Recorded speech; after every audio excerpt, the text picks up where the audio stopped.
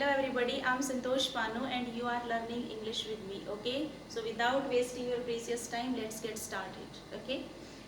Last class जो हमने voice के फंडामेंटल पे बनाई थी बच्चों, जिसमें हमने क्या जाना कि हमें वॉइस की ज़रूरत ही क्यों पड़ती है, क्लियर है? तो हमने एक चीज़ वहाँ पर सीखी थी कि कोई भी सेंटेंस जब हम बनाते हैं हमें तीन चीज़ें चाहिए होती हैं, subject, verb and object. Voice क्या काम करता है, ये जो वर्ब हम यूज़ कर रहे हैं किसी सेंटेंस में, इस वर्ब के बारे में हमें बताता है कि इस एक्शन का जो डूअर है वो इस एक्शन में एक्टिवली इन्वॉल्व है या फिर पैसिवली इन्वॉल्व है। यानी कि यहाँ पर जो इम्पोर्टेंस है वो डूअर को मिल रही है या फिर हमारे किसको मिल रही है, एक्शन को मिल रही है। क्लियर है? तो यहाँ तक आप एक बार वो फर्स्ट वीडियो एक बार चेक कर लो, जिसमें हमने ये चीज़ें डिस्कस की थी कि बेसिक कॉन्सेप्ट इसके क्या रहेंगे। ठीक है, जब जब हमें डूअर को इंपॉर्टेंस देनी होगी तो सबसे पहले जो सिंपल सेंटेंस एक्टिव वॉइस का होगा उसमें क्या क्या चीजें होंगी, सब्जेक्ट, वर्ब एंड ऑब्जेक्ट होगा। तो हम क्या क्या नेसेसरी चेंज करेंगे इसमें, तो मैंने यहाँ पर छोटी सी बातें लिखी हुई है, देखो एक बार कि सबसे पहला स्टेप जो आपको उठाना है दैट इज सब्जेक्ट को ऑब्जेक्ट बना देंगे, ऑब्जेक्ट को सब्जेक्ट बना देंगे। अगर किसी बच्चे को सब्जेक्ट ऑब्जेक्ट के बारे में जानकारी नहीं है तो आप मेरा सेशन 1 और 2 देखिए, ठीक है, उसमें आपको ये सारी जानकारी मिल जाएगी कि व्हाट और हु का रिप्लाई हमेशा सब्जेक्ट होता है, व्हाट और हुम का रिप्लाई हमेशा ऑब्जेक्ट होता है। ये एक्शन का डूअर होता है जबकि ऑब्जेक्ट हमारा रिसीवर होता है कि इसने एक्शन को रिसीव किया है। Got my point? Second point हम देखेंगे कि tense and sense do not change. जब जब हम एक्टिव से पैसिव बनाएंगे, हमारा जो सेंटेंस होगा उसका सेंस का ये मतलब है कि अगर आप किसी को कमांड कर रहे हो, किसी से रिक्वेस्ट कर रहे हो, ठीक है, तो उसका हम सेंस चेंज नहीं करेंगे। एक्टिव में अगर पोलाइटली बोला गया सेंटेंस है तो पैसिव बनाते हुए भी उसको पोलाइट रखना है। क्लियर? टेंस का मतलब है कि जो बात बोली जा रही है अगर वो प्रेजेंट टेंस में बोली जाती है, अगर मैं ये कहती हूँ कि मैं इंग्लिश पढ़ाती हूँ और मेरे द्वारा इंग्लिश पढ़ाई जाती है, क्लियर है, तो यहाँ पर टेंस चेंज नहीं हुआ हमारी बातचीत में, सिर्फ हमारा मोड चेंज हुआ है। क्लियर? तो ये बात हमें ध्यान रखनी है। उसके बाद हमने लिखा था पास्ट पार्टिसिपल फॉर्म यानी कि मेन वर्ब का हमेशा थर्ड फॉर्म यूज करेंगे, और उसके बाद हम क्या करेंगे, ऑब्जेक्ट से पहले बाय प्रेपोजिशन का यूज करेंगे। बाय इसलिए लगा रहे हैं क्योंकि वो एजेंट है हमारी एक्शन का, और एजेंट से पहले हमेशा हम क्या लगाते हैं, by preposition. Got my point? अब ये देखिए, जब भी हम कहीं भी बैठ के बातचीत करते हैं हम कितने टाइप के सेंटेंसेस यूज करते हैं, बेसिकली हम 3 टेंस यूज करते हैं। ठीक है, तो सबसे पहले आपको टेंस के वॉइस चेंज करने आने चाहिए। ठीक है, आफ्टर दैट हम इंटेरोगेटिव बनाएंगे, फिर हम इंपेरेटिव बनाएंगे, इस तरीके से हमारे स्टेप चलते रहेंगे, और क्योंकि ये बहुत बेसिक भी है। क्लियर है? तो अब हम देखने वाले हैं कि टेंसेस के हिसाब से हम कैसे कैसे चेंज करते हैं। क्लियर? तो सबसे पहले आज आपको जो जानना है वो क्या है, प्रेजेंट टेंस में हम कैसे एक्टिव से पैसिव बनाएंगे। ठीक है, तो इससे पहले बच्चों आपको टेंस की जानकारी जरूर होनी चाहिए। ठीक है, हेल्पिंग वर्ब आपकी क्लियर होनी चाहिए कि अगर ये V1 है तो ये सिंपल प्रेजेंट टेंस है, V2 है तो सिंपल पास्ट है, इस तरीके से। ठीक है, तो देखो एक बार सबसे पहले हम बनाते हैं बच्चे सिंपल प्रेजेंट। सिंपल प्रेजेंट, इसका बेसिक आइडिया मैं आपको दे देती हूँ। वर्ब की फर्स्ट फॉर्म होता है और जरूरत के हिसाब से हम यूज करते हैं एस या एस थर्ड पर्सन सिंगुलर के साथ। क्लियर है? एक एक एग्जांपल बनाते हैं। अगर मान लो मैंने सेंटेंस लिखा, Ram sings a song, Ram एक गाना गाता है। अगर हम इसको पैसिवली बोले, सबसे पहले ये देखिए बच्चे कि सिंग से पहले राम अगर मैंने लिखा है तो इसका मतलब ये है कि इस एक्शन का जो डूअर है वो एक्टिव है और इस एक्शन को कौन कर रहा है, राम कर रहा है। क्लियर है?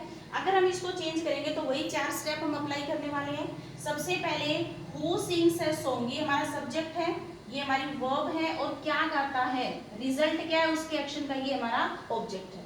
क्लियर? सबसे पहला स्टेप अप्लाई करो, ए सॉन्ग, इसको इधर लेके आओ, क्योंकि टेंस हमारा प्रेजेंट है, सिंग्स ने ये बताया, तो हेल्पिंग वर्ब भी किसकी रहेंगी, प्रेजेंट की रहेंगी।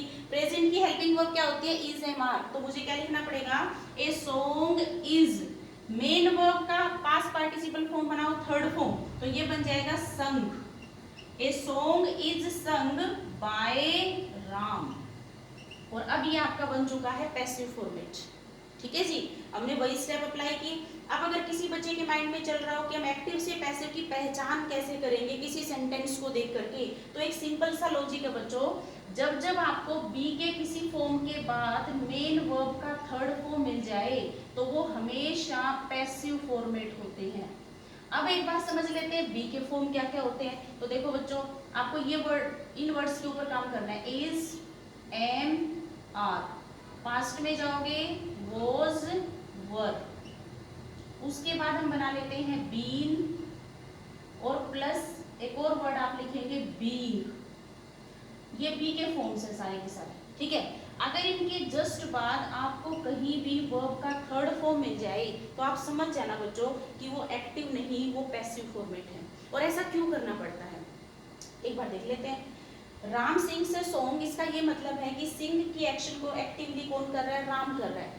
अगर मान लीजिए मैं ये बीच में इज एम आर नहीं लगाती और मैं सीधा यहाँ पर ये वर्ब लिख देती, तो लॉजिक क्या हो जाता कि इस एक्शन का जो डूअर है वो ए सॉन्ग है। क्या ए सॉन्ग गाना गा सकता है? क्या सॉन्ग सॉन्ग गाएगा? नहीं गाएगा। इसलिए हमें क्या दिखाना है कि इस रिसीवर को यहाँ पर लेके आए कि गाना गाया जाता है। गाना वो एक्शन है जो राम के द्वारा की जा रही है, क्लियर है। और उसका रिजल्ट क्या निकल रहा है, सॉन्ग। समझ आ गई बात। मैंने फर्स्ट सेशन में भी डिस्कस किया था कि भाई डॉक्टर ने बचा लिया पेशेंट को, तो बचाने वाला कौन था, डॉक्टर था। लेकिन अगर मैं ये कहूँ कि पेशेंट को बचा लिया गया, तो इस सिचुएशन में हमें क्या लिखना पड़ेगा कि the patient has been saved, और इसीलिए हमें बी का फॉर्म बीच में लिखना पड़ता है, क्लियर है। तो ये आप कर लेंगे। एक और एग्जांपल देख लेते हैं। अगर मैं यहाँ पर ये लिख देती she writes a letter, simple. तो ये देखिए, सबसे पहले अपने ऑब्जेक्ट को उठाओ, a letter, main verb third form में जाएगी, उससे पहले बी का फॉर्म चाहिए। लेटर थर्ड पर्सन सिंगुलर है तो वर्ब भी क्या आएगी, सिंगुलर। मेन वर्ब को थर्ड फॉर्म में भेजो, रिटन बाय हर। और ये भी मैंने आपको समझा दिया है फर्स्ट सेशन में कि सब्जेक्टिव और ऑब्जेक्टिव केस क्या क्या होते हैं। आई अगर बोल रहे हो सब्जेक्टिव केस है, लेकिन मी बोल रहे हो तो ऑब्जेक्टिव केस है, क्लियर है। तो आई होप कि आप ये सिंपल प्रेजेंट के एग्जाम्पल कर लेंगे। मैं आपको सिर्फ पैटर्न बता रही हूँ, आप इसके अंदर कोई भी एग्जाम्पल फिट कर सकते हो। अगर फिर भी आपसे कोई एग्जाम्पल ना बने तो कमेंट बॉक्स में बताइए, मैं आपको आंसर बताऊंगी उसका, क्लियर है। तो ये हमारा बन गया सिंपल प्रेजेंट टेंस का। तो क्या स्ट्रक्चर हमारा बन गया है यहाँ पर, ये देखिए कि जरूरत के हिसाब से हम लगाएंगे इज एम आर, उसके बाद हम क्या लगा देंगे, मेन वर्ब का थर्ड फॉर्म। अगर कोई बच्चा इसको स्ट्रक्चर फॉर्म में लिखना चाहे तो कुछ ऐसे लिख सकता है।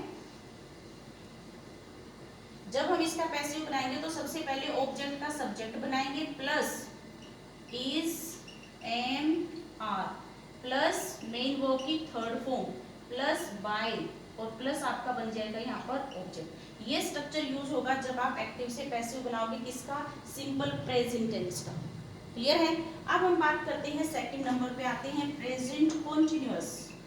तो बच्चों क्या पहचान होती है प्रेजेंट कॉन्टिन्यूअस की, जब हम सब्जेक्ट प्लस बी के form is am are plus verb plus ING लिखते हैं। कॉन्टिन्यूअस का मतलब होता है काम का चलता हुआ होना, तो यानी कि मुंह के बोलने के टाइम तक जब काम चल रहा है।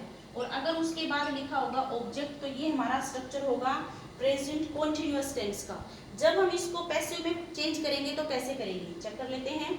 अगर मैं इसी सेंटेंस को ऐसे लिख देती, मुंह के बोलने के टाइम तक काम चल रहा है, Ram is singing a song, Ram गाना गा रहा है। तो ये देखिए यहाँ पर मुंह के बोलने के टाइम तक चल रही है एक्शन। मैंने क्या बोला था, सेंस और टेंस चेंज नहीं होंगे। सेंस हमारा क्या है कि मुंह के बोलने के टाइम तक एक्शन चल रही है, तो पैसिव फॉर्मेट में भी वो रनिंग मोड में होनी चाहिए। तो चेक करो, सबसे पहला स्टेप अप्लाई करेंगे, ए सॉन्ग, इधर लेके आओ इसको, ए सॉन्ग इज। अब अगर मैं यहाँ पर बात करूंगी तो कॉन्टिन्यूअस फॉर्म है आईएनजी वाला, लेकिन हमारा कॉन्सेप्ट क्या था कि इसमें तो मेन वर्ब की हमेशा क्या लगेगी, थर्ड फॉर्म लगेगी। और अगर मैं इसके बाद सीधा सन लिख दूं तो ये तो सिंपल प्रेजेंट का एग्जांपल बन जाएगा। हमें तो कॉन्टिन्यूटी दिखानी है, तो कॉन्टिन्यूटी दिखाने के लिए मुझे क्या करना पड़ेगा, बी का फॉर्म उठा के लाना पड़ेगा, दैट इज बीइंग। यहाँ पर क्या लिखना पड़ेगा, being. A song is being sung by Ram. अब कोई बच्चा अगर ये कंफ्यूज हो ये बीइंग की ही जरूरत क्यों पड़ी, तो आप एक बार एक्टिव वॉइस में देखिए, हम सिंपल प्रेजेंट का नहीं प्रेजेंट कॉन्टिन्यूअस का बना रहे हैं। और कॉन्टिन्यूअस में ये देखिए क्या है, आईएनजी। तो पैसिव फॉर्मेट में भी तो आईएनजी होना चाहिए ना। और ये किसके साथ लगाएंगे, बी के साथ लगाएंगे। हिंदी में बोल के देखो एक बार, राम गाना गा रहा है, तो राम के द्वारा गाना गाया जा रहा है, क्लियर है। तो ऐसे आप इसको रिलेट कर सकते हो। कोई भी एग्जांपल आप प्रेजेंट कंटीन्यूअस टेंस का बनाएंगे। थर्ड स्टेप हमारा आता है प्रेजेंट परफेक्ट। जब हम इसको चेंज करेंगे तो क्या पहचान हमारी होती है, हैज, हैव प्लस वर्ब की थर्ड फॉर्म। कॉन्टिन्यूअस क्या कह रहा है कि कोई काम इस पॉइंट पे शुरू हुआ चल रहा है। परफेक्ट क्या कहता है, कोई काम इस पॉइंट पे शुरू हुआ यहाँ के खत्म हो गया, दैट इज परफेक्ट। क्लियर? तो एग्जांपल देखिए, अगर मैं इसी सेंटेंस को ऐसे लिख देती, ही हैज संग ए सॉन्ग, तो आप इसका कैसे बनाते, ऑब्जेक्ट को इधर लेके आओ, ए सॉन्ग हैज, हो गया यहाँ तक। अब ये देखिए, अगर मैं हैज के बाद सीधा संग लिख दूंगी तो बहुत ही गलत मीनिंग ये सेंटेंस देगा। क्या देगा, हैज संग जब हमने लिखा था तो इसका मीनिंग क्या था कि इस एक्शन को कौन कर रहा है, ही कर रहा है। लेकिन अगर मैं हैज सॉन्ग ए सॉन्ग के साथ लिखूंगी तो मीनिंग क्या होगा कि इस गाने के एक्शन को सॉन्ग कर रहा है। क्या ऐसा पॉसिबल है? नहीं है। तो आप इसको क्या करेंगे, यहाँ पर बी का फॉर्म लगाइए, क्योंकि हैज को हमेशा क्या चाहिए होगा, थर्ड फॉर्म। तो बी का थर्ड फॉर्म हमेशा क्या होता है, been. A song has been sung by him, और ये आपका बन जाता है एक्टिव से पैसिव। अब अगर आपको कंफ्यूजन हो बीन क्यों लगाना पड़ा, तो इसका बहुत ही इंपॉर्टेंट रोल है यहाँ पर बीन का, क्योंकि बीन लगाने से ही आपका ये होगा कि गाना गाया जा चुका है। ठीक है, और गाना गाया जा चुका है क्योंकि गाना इस एक्शन का डूबर नहीं हो सकता, इसलिए हमें बी के फॉर्म की जरूरत पड़ी। सिंपल टेक्निक है कि अगर कॉन्टिन्यूअस का बनाना है, जैसे आपको एग्जाम में एक सेंटेंस दिखा जिसमें कॉन्टिन्यूटी थी, तो आप बीन लगाइए। अगर परफेक्ट का सेंटेंस है तो अपनी तरफ से बीन लगाना है, ये आपको नेसेसरी चेंज करने हैं किसी सेंटेंस में। यहाँ तक समझ आ गया? आगे मूव करती हूँ चौथा पार्ट, और जिसका नाम है बच्चों प्रेजेंट परफेक्ट कॉन्टिन्यूअस टेंस। ठीक है, और इसकी पहचान क्या होती है, has, have, been, verb plus ING, ये हमारा लिखने का ढंग होता है इसको। तो अगर मैं यहाँ पर एक सेंटेंस लिखूं कि राम सुबह से पत्र लिख रहा है, तो अगर ये देखिए हम लिखेंगे इसको, Ram has been writing a letter since morning, since morning, सुबह से पत्र लिख रहे हैं। अगर हम इसमें अपने कॉन्सेप्ट अप्लाई करने की कोशिश करें तो ये देखिए बच्चे, सबसे पहले अगर मैं ऑब्जेक्ट को सब्जेक्ट बनाऊंगी तो यहाँ पर क्या आ जाएगा, a letter, a letter has been. बच्चों अभी अभी हम एक चीज पढ़ के आए हैं कि कॉन्टिन्यूअस फॉर्म का जब हम पैसिव बनाते हैं तो हमें बीइंग की जरूरत पड़ेगी, क्योंकि राइट वर्ब तो अब रिटर्न यानी कि थर्ड फॉर्म में चली जाएगी। अगर मैं लगा भी दूं तो बीइंग, और आगे मैंने लिखा रिटर्न, तो एक प्रॉब्लम होगी बच्चों, ग्रामर का एक कॉन्सेप्ट गलत हो गया। क्या हो गया कि बी का ही फॉर्म बीन होता है और बी का ही फॉर्म बीइंग होता है, और आप दो फॉर्म बी के एक साथ यूज कभी भी नहीं कर सकते। राइट? तो अगर हम इस टेंस का बनाने की कोशिश करें तो बी के दो फॉर्म लगाने पड़ेंगे। क्यों? क्योंकि इस टेंस में दो नाम है, परफेक्ट भी है और कॉन्टिन्यूअस भी है। परफेक्ट कब बनेगा, जब हैज हैव के बाद थर्ड फॉर्म बीन हो।